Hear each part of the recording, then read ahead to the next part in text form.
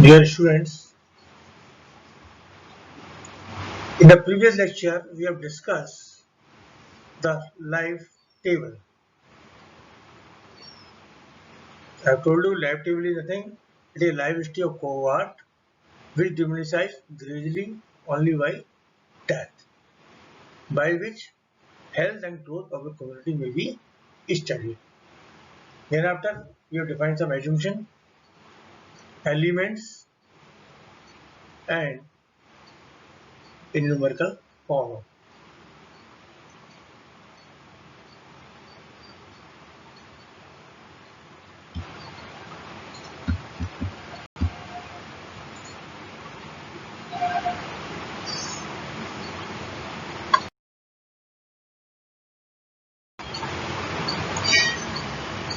Today,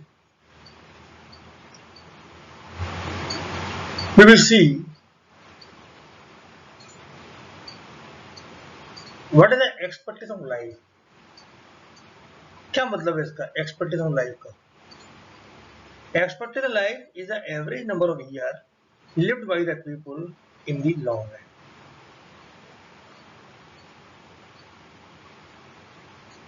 But in the practice, it is very long run is quite vague, and with varying pattern of mortality, one cannot have an appropriate measurement of life time in the long term. हम ये कैसे कह सकते हैं कि जो व्यक्ति ये व्यक्ति 70 ईयर्स एलाइव रहेगा, 75 रहेगा, 60 ईयर रहेगा, it is not defined, but we just try to understand with the help of example. Suppose that for a community, the expectation of life at birth was 67 years for men. In particular community की हमने माना कि expectation of life कितनी है birth के समय पर 67 year. इसका मतलब ये नहीं है कि उसकी एज 65 होने के बाद वो सिर्फ कितना जिएगा 2 साल. It never means that all men reaching to the age of 65 have on the average only 2 further years to live. This expectation of life must have been calculated from 0 point for the cohort. जो भी expectation of life है वो हम किससे calculate करेंगे 0 point से किसी cohort के लिए, that is from birth. By averaging the lifetime of males, all males born, many of them might have died before 65. फिर कुछ लोग ऐसे हो सकते हैं जो 65 से पहले डेथ हो गई.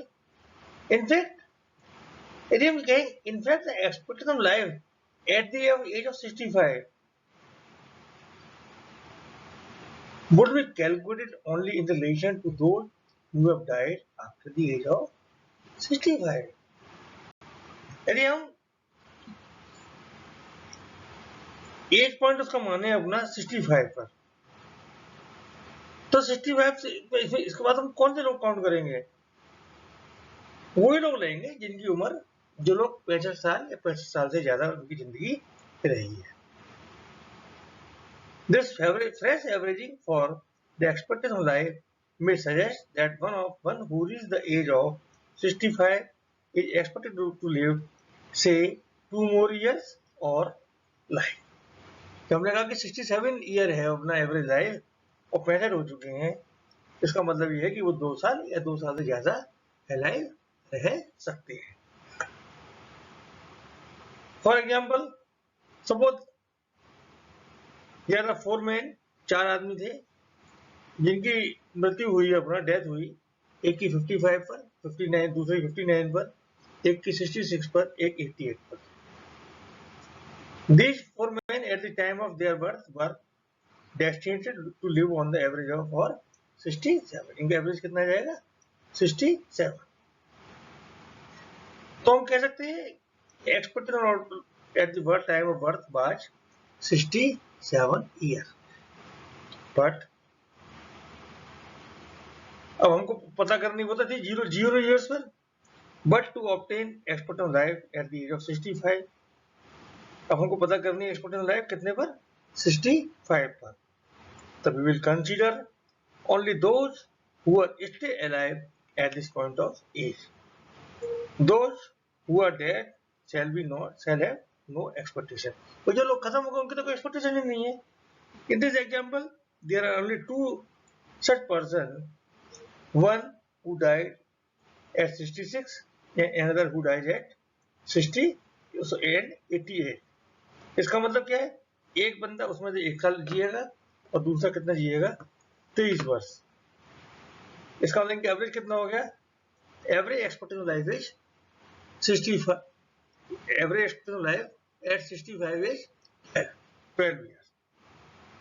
यदि आपने देखा होगा गांव देहात के बैठ के बात कहेंगे कि हमारे दादा 80 वर्ष जिए थे, उनके भाई जिए थे 70 वर्ष, अब एक भाई जिए थे 85 वर्ष, तो मानो आपके फादर 70 ईयर्स के हो गए उनके, अब वो 70 तो क्रॉस कर गए, तो पहले वाले राउंड को क्रॉस कर गए, तो भैया 80 साल तो ये एवरेज निकाल लिया उन्होंने, वो 85 साल जिए, ये 75 साल जिए दूसरे बाबा, तो ये 80 साल तो जिएंगे. It is expectation of life. But for the expectation life it is essential to specify the age point beyond which the expectation is calculated. हमको यहाँ पर इसके लिए सबसे बड़ी बात क्या है, एज पॉइंट आवश्यक रूप से स्पेसिफाई करना पड़ेगा, जिसके लिए हमको एक्सपेक्टेशन कैलकुलेट करनी है. Next term is reproduction rate. What is reproduction? Reproduction and fertility both are different things. That is the fertility क्या होता है कि देखिए फर्टिलिटी रेट पे क्या कहते थे कि number of children depend upon the number of women of child bearing age. आप जानते हैं कि नंबर ऑफ वुमेन किस पर डिपेंड करती है, द नंबर ऑफ चिल्ड्रन किस पर डिपेंड करते हैं, depend upon the number of women of child bearing age. But the number of women किस पर डिपेंड करेंगे, but number of women depend upon the number of girls born to women during their childbearing age. भाई जो भी birth होगा women के through, वो किसका हो, किस पर डिपेंड करेगा, number of women. Thus, the sex of the child born is an indicator of the reproduction potential for the future. If the sex ratio of the born children is different in the two regions, naturally their reproduction potential would be different. आप देखेंगे कि दो reason, different regions के अंदर, different communities के अंदर अलग अलग आपको रिप्रोडक्शन रेट मिलेगा. डिफरेंट स्टेट्स के अंदर, डिफरेंट डिस्ट्रिक्ट्स के अंदर. अब आता है gross. It's a two type of reproduction rate generally, gross reproduction rate and net reproduction rate. What is GRR? It is the average number of girls. It is the average number of girls born per 1,000 women during their childbearing age. क्या GRR क्या होता है? GRR is the average number of girls born per 1,000 women during their childbearing age. आपको बताया child bearing as क्या होता है, last time discuss किया था हम लोगों ने. The women of 15 to 50 year old, तो 15 से 50 के बीच की जो महिलाएं होती हैं उनको बोलते हैं चाइल्ड बेयरिंग एज वुमेन. तो जीआर क्या हो जाएगा सिंबल में, summation BXF upon PXF into 1000, where BXF is a number of female births during a year to the mother of age X. और PXF क्या है? Mid year population of women of the same as.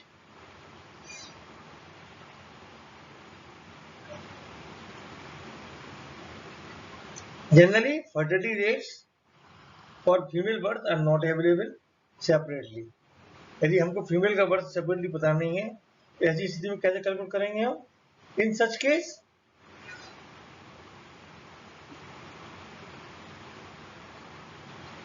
the GRR may be calculated from the TFR if the male and female ratio is known and is given by the formula.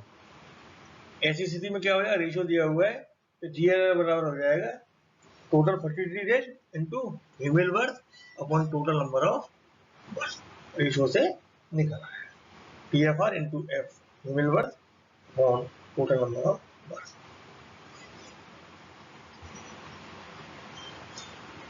यदि हमको GRR निकालना है for the quinquennial year means for the quinquennial age group कौन सा होता है? Length of 5 years, where X represent an age of group of within a length of 5 years. क्या हो जाएगा GRR? 5 summation BXF upon PXF into 1000.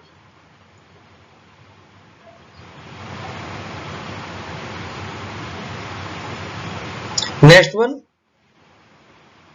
NRR, net reproduction rate. ये क्या कहता है?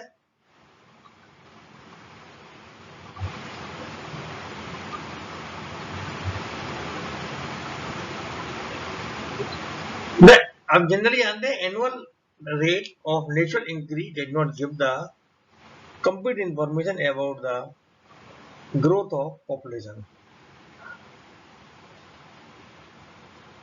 जो एनुअल रेट होता है नेचुरल इंक्रीज का, उससे हमारी कंप्लीट इंफॉर्मेशन नहीं मिलती कि पॉपुलेशन की ग्रोथ क्या हो रही है, but may give a false impression about the validity of the population. Even the GRR means gross reproduction rate does not consider the influence of mortality on the birth rate. आप एक चीज जानते हैं अपना, मान लो सपोज ये female baby born हुआ, right? तो उसमें से क्या होगा, जो कुछ फीमेल बेबी ऐसे होंगे जिनकी एज 15 से 50 पर चाइल्ड बेयरिंग एज तक पहुंचते चाइल्ड बेयरिंग एज से पहले उनकी डेथ हो जाए, या ड्यूरिंग चाइल्ड बेयरिंग एज अपना डेथ हो जाए. तो उससे क्या हो जाएगा? आपका रिप्रोडक्शन रेट डिस्टर्ब हो जाएगा. तो ऐसी स्थिति में क्या करते हैं? नेट रिप्रोडक्शन रेट निकालते हैं कि वाकई हमारे लिए कौन सी वुमेन, कितनी वुमेन यूजफुल है अपना.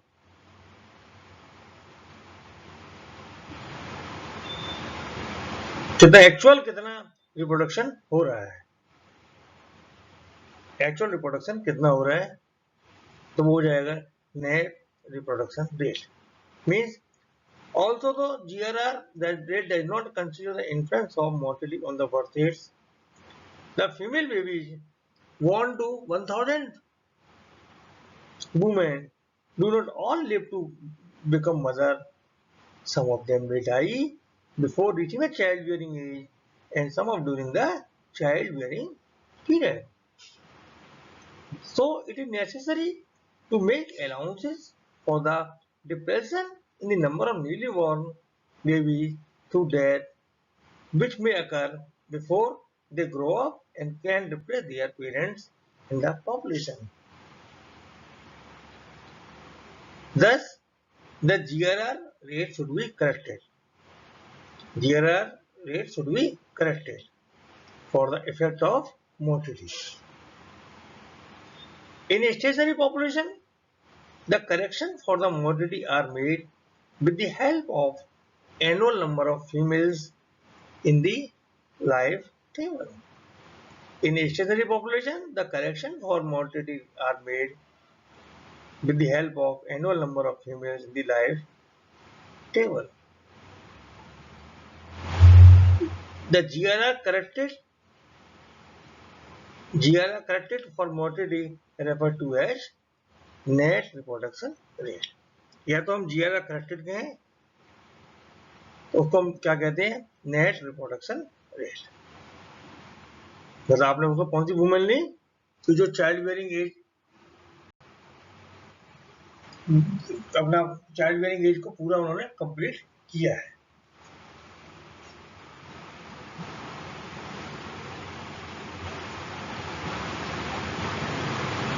The NRR shows the ratio of mother according to the present fertility and mortality.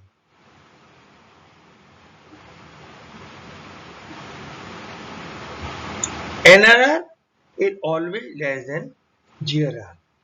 हमेशा आपका नेट रिप्रोडक्शन रेट GRR से कम होगा।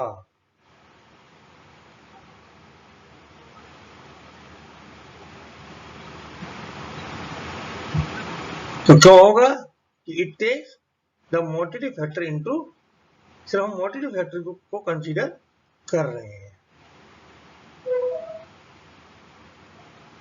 और दोनों रेट कब बराबर हो सकते हैं? GRR एंड बराबर कब होंगे?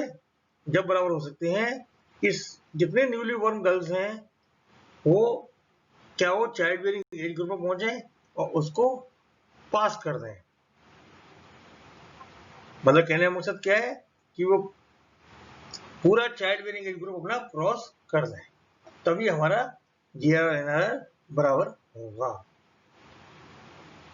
तो फॉर्मूला क्या है NRR का? NRR बराबर sum of the product of age specific fertility rate of each age x into the survival factor of that age, या you say age group over the child bearing period। तो क्या हो जाएगा, यदि आपको potential 5 years के लिए निकालना है तो 5 summation BXF upon PXF into 1000 into capital LXF upon small LXF। तो ये क्या चीज है, सर्वाइवल फैक्टर क्या है? तो ये क्या हो गया, as SFR into survival factor क्या हुआ, capital LXF upon small LXF।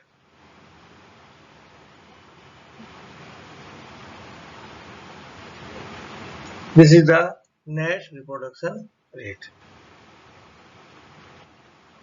How to interpret of NRR? If NRR is less than 1, what it indicate? हमारा नेट रिप्रोडक्शन रेट 1 से कम हो रहा है, then it will indicate the decreasing tendency of the population and its continuity may leads towards extinction। यदि NRR 1 से कम है तो क्या इंडिकेट कर रहा है, ये डिक्रीजिंग टेंडेंसी को शो कर रहा है पॉपुलेशन की को। और इसमें क्या होगा, thus NRR less than 1 implies that a cohort of female will be replaced by a smaller number of females in the next generation। तो कोहॉर्ट ऑफ फीमेल्स क्या हो जाएगा, वो क्या होगा, कम नंबर में, स्मॉल नंबर में फीमेल्स में अगली जनरेशन में आ रहा है। तो क्या होगा, एक दिन कैसा आएगा कि हमारी ये सब दुनिया खत्म, हम कहाँ चल रहे हैं, दुनिया को खत्म करने की ओर चल रहे हैं। आप समझदार है, सारी चीजों को समझते हैं अपना।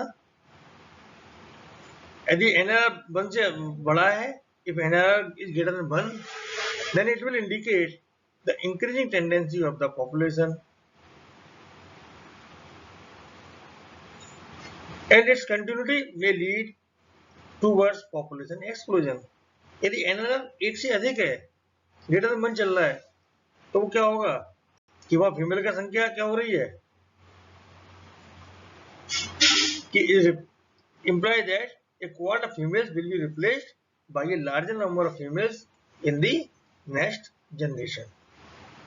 तो क्या होगा, एक पॉपुलेशन एक्सप्लोजन हो जाएगा, जिसे बोलते हैं जनसंख्या विस्फोट की संभावना बढ़ जाएगी। तो आप कहेंगे सर ऐसी स्थिति में क्या होना चाहिए कि NRR is equal to 1 indicate the current fertility and mortality are such that a cohort of females will just be replaced in the coming generation. Hence, NRR should be tried to maintain at 1 or nearly 1. NRR कैसा होना चाहिए, 1 और 1 के नजदीक रहना चाहिए. NRR is very much affected by the events like migration and immigration. Hence, a check on this possibility is advised before making a forecast on the basis of net reproduction rate. You may see some problems through books. There are so many problems, and some objective questions are also given the last of the in the back of the chapter. To just prepare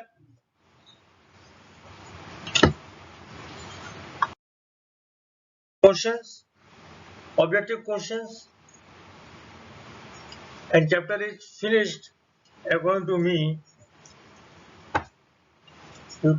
you study hard,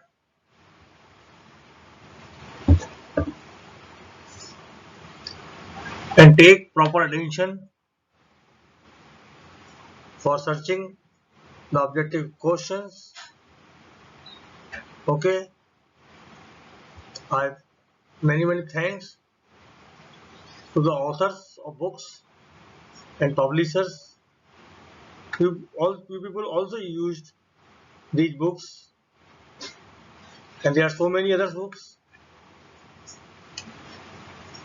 You may consult from the e-library, YouTube links. There are so many options. Okay, so much. We will meet again.